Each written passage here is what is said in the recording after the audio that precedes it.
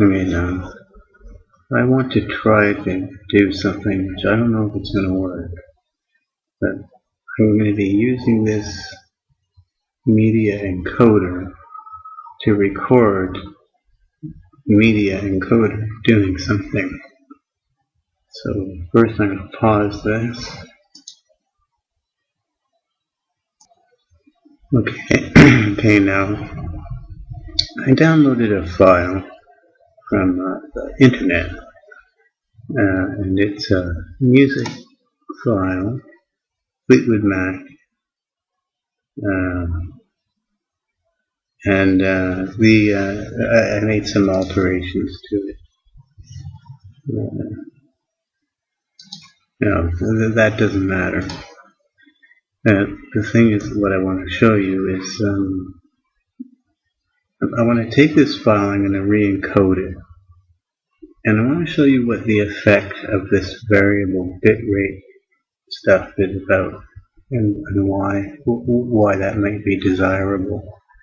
And so what I've done is I've set it up, same video, no resizing or anything, and I've changed its bitrate to 750 or something, and I'm going to let it run through the encoding, and as you see the encoding, you'll see how it works with the variable bit rate, and how that works. The media encoder is the only program I know that can actually just show you what's happening live. So I'm going to try and do it.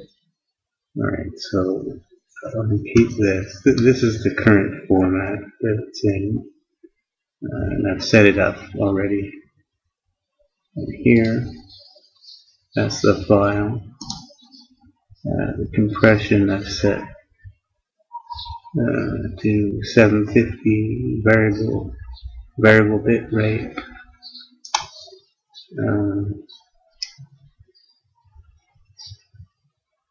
Using this profile, this is custom, 750 k per second, constant audio, and that's it. So now when I start the encoding, it's going to go through two phases. The first phase is called the first pass, and that's where it attempts to build a profile of the amount of action that's going on at a given time during the video. Once it has a profile, then it does the encode. Then it tries to maximize the quality of the output by packing more data per second where there's more action, and less where there's less. So I'm going to press start.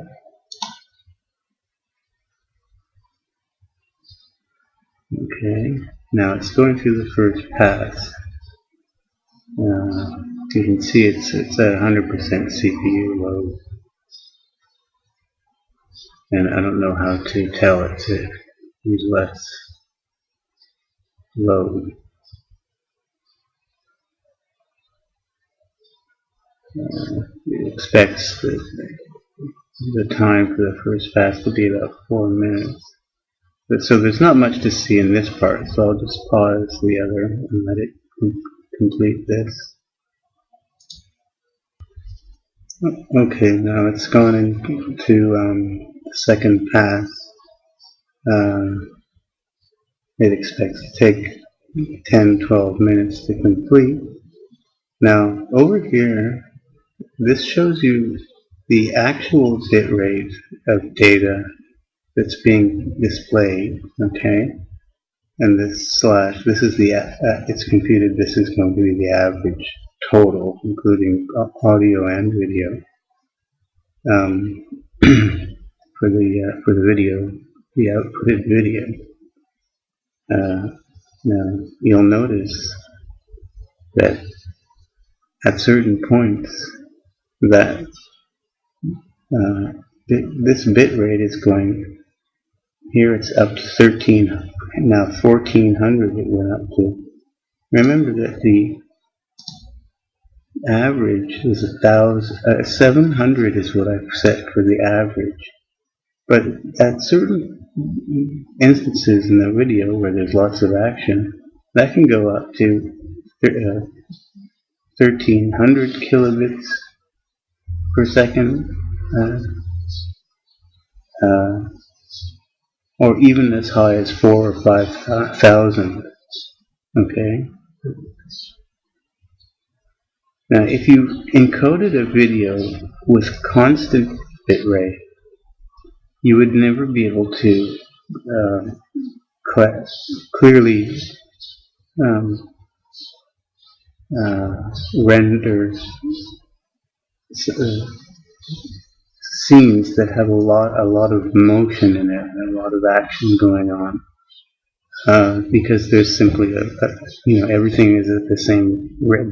The data rate is constant. It doesn't go up and down. You can see went up to 13 there. That's double the rate of the that I've given, almost, including audio. There's a statistics tab, which tells you what the current average is and what the expected average is, and so on. But of more interest is this. See exactly how high it can go. I forget that went up to 1400 there. These sorts of scenes where there's like a rotation around a large, like a wide rotation, or this sort of thing where everything's being resized, will require a large throughput of video data. But where somebody's just standing still requires almost nothing. Hopefully there will be a scene where there's not much motion.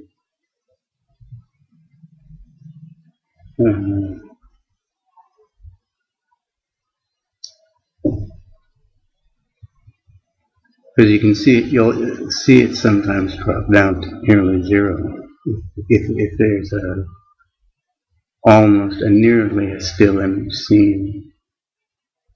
Unfortunately, this video, well, that's pretty still.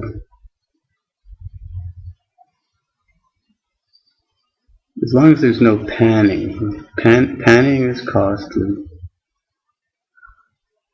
and zooming in and out is costly. But that was nearly still. And see, it went down to 300 something. Now that went to 1400. Now, where's the audio being displayed? Audio.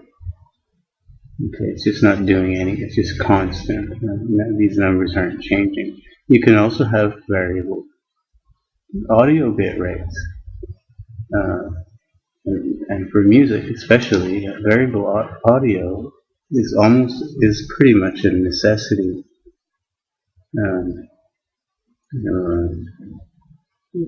Music is typically change its volume, change pitch. There's a lot of variation in the throughput, the data throughput required to render the audio properly. All right, now it's still got 6 minutes to go, and we can watch it go through. I'm guessing that the quality of the outputted video even at this low rate, I've set it at 300, about 400K less than what it was originally, also at variable bit rate, with a variable bit rate. Won't be much different. We can see the image of the output, and I'm not sure how accurate that is, but I suspect it is fairly accurate. It is possible to pull this down, but this is not very responsive to the mouse. I can click that X.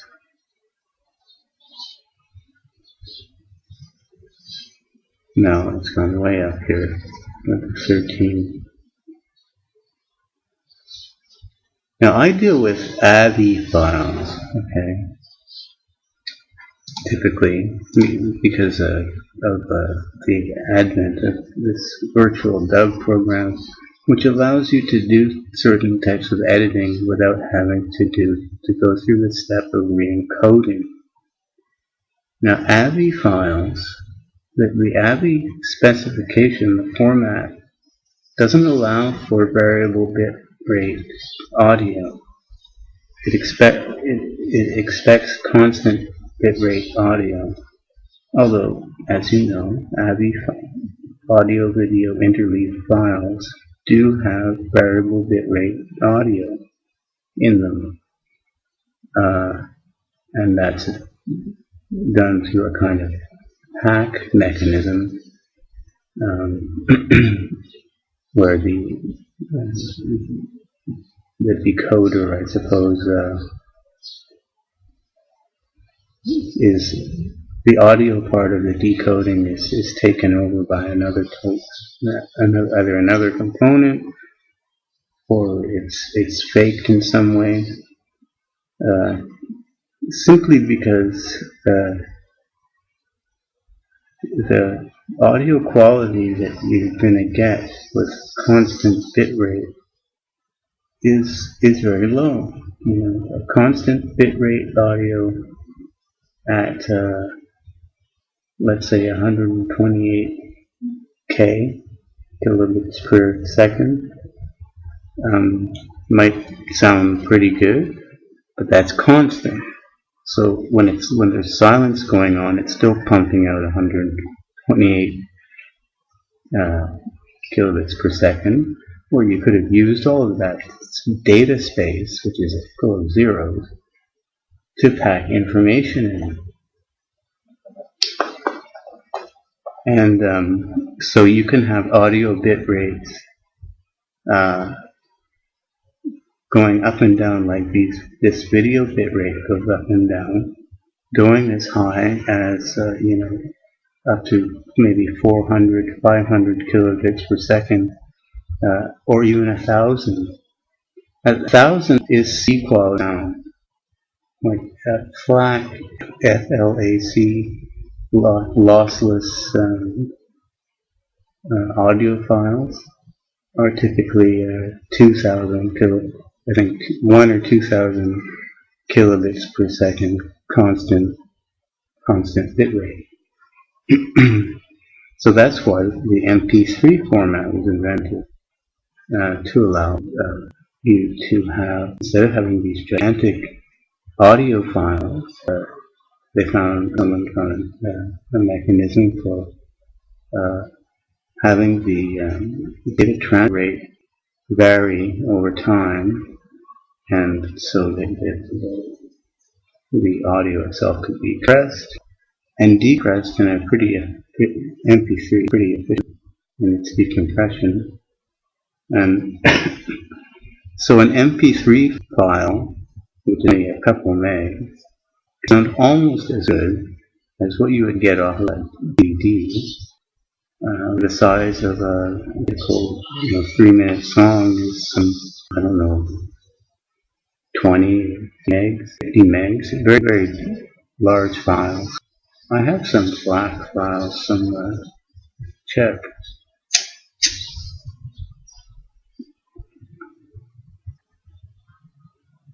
It's almost done. Maybe I'll pause to let it complete. Okay, it's almost done. Down to seconds. This is the finale. I imagine that we're going to see it. Well, depending on I saw it go up to 2K.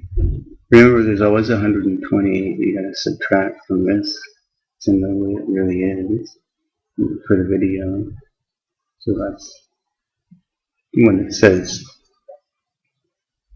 300, that's really 200. Now, see, this is all pure audio now. Okay, it's done. When I press this, I don't know what's going to happen. You shouldn't hear it, but I can clip out the audio if you do.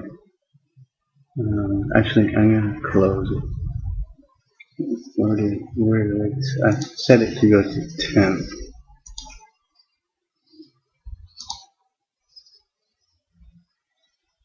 Down me. Now look at the size.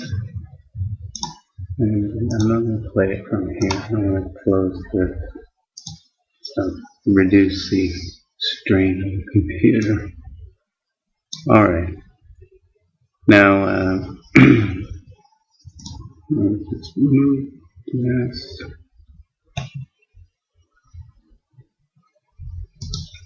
To here.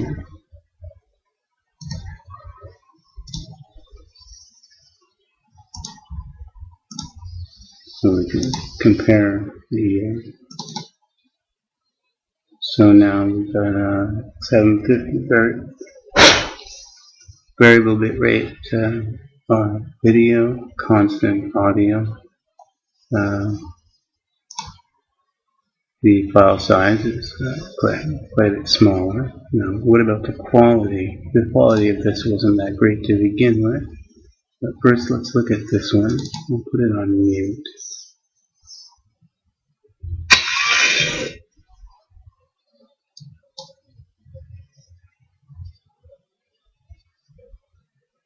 I'm just concerned about the video quality. The audio should be the same.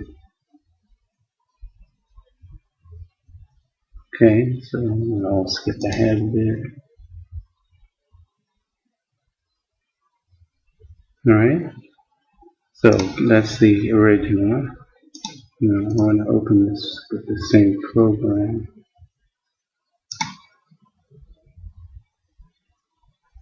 Now here's the re-encoded. It's not as good, but it's not really that much worse.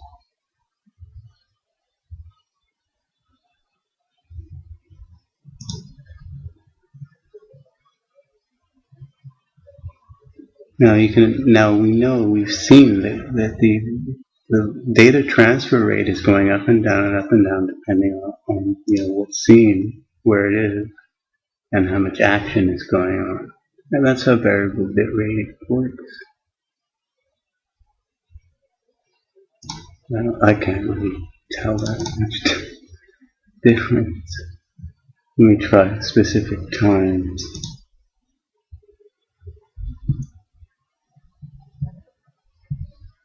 Let's say from 1:36 to 2 minutes. I'll try to remember.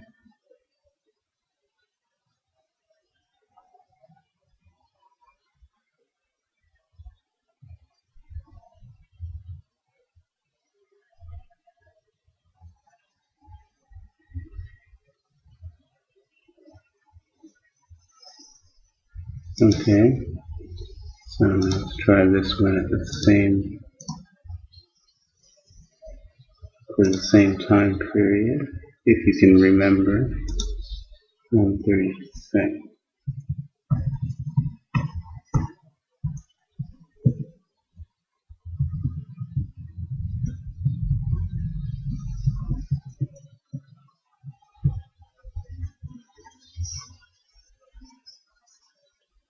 Showing the time clock. Okay. Alright, okay, that's 1:36, that's where we started.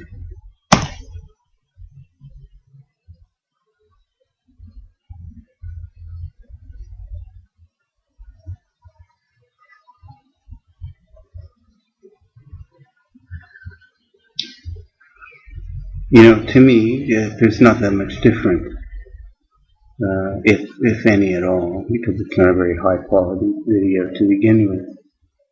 The variation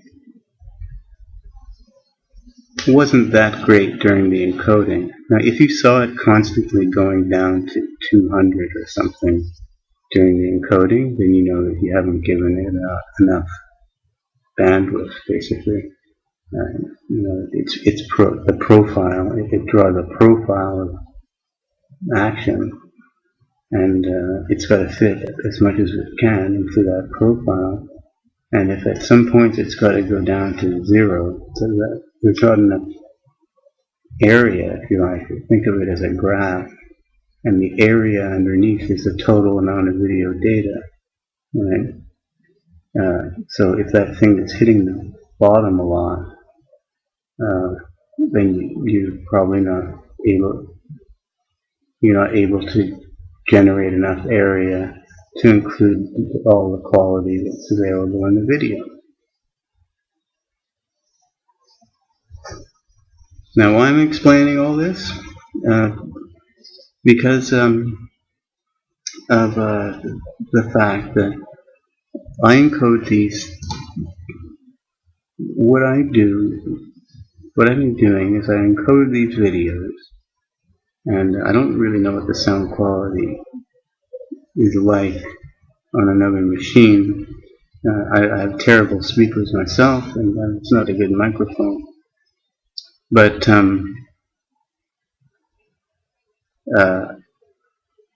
the setting I have for the audio is a constant bitrate setting, because it won't allow variable bitrate for streaming encoding for some reason. And I set that up quite high, so 256, something like that. And then I re-encode it. When I re-encode these things to AVIs, that uses a variable bit rate, so I can use a lower rate. But then when I want to stitch them back together again, I got to go back to constant bit rate, which I set back to what I originally started with, and that's fairly lossless because of the advantage of the variable bit rate. If I could with this virtual dub here,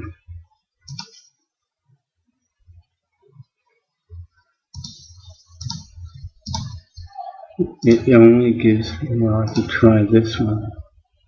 This has more options.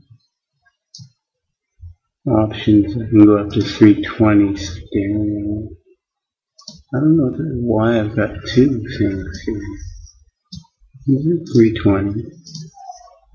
The highest throughput it'll get is 320. I could try it.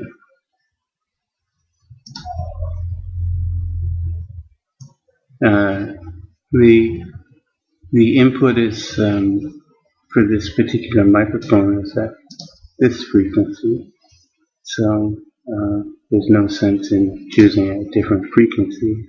Try to be consistent. These are all, see, like here I can choose 44.1 and that much. This is the sampling rate, and this is the data rate. Those are two different things. How often is it reading, and how much per read. So just thought I'd let you know a little bit about what I do to try to keep things as consistent as possible. Anyway, I'm going to just upload this as something of interest.